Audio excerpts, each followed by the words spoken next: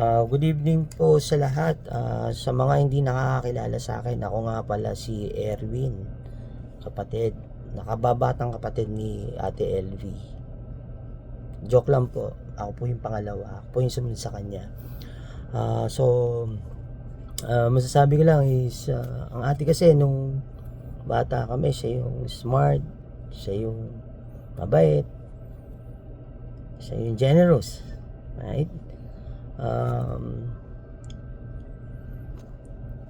Yung words na mga sinabi ko, kulang yon para sabihin lang, kasi lahat ng qualities na yon talagang ginawa niya sa amin magkakapatid, especially nung days na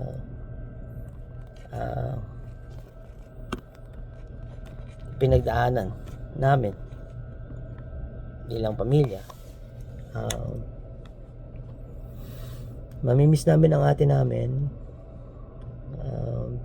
sa pamilya ko, sa lahat ng mga pumunta dyan at takiramay. Maraming salamat sa inyo, sa clan, sa Paolo clan, sa aking mga kapatid.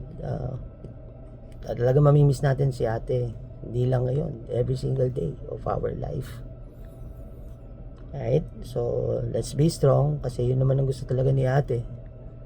And then let's be smarter enough para kung ano man circumstances na dumating sa atin, maharap o harapin natin ng may tamang desisyon. Okay? Rest assured na yung dalawang bata, hindi natin pababayaan yan, magkakapatid. Okay? Maraming salamat sa lahat. Yun lang po.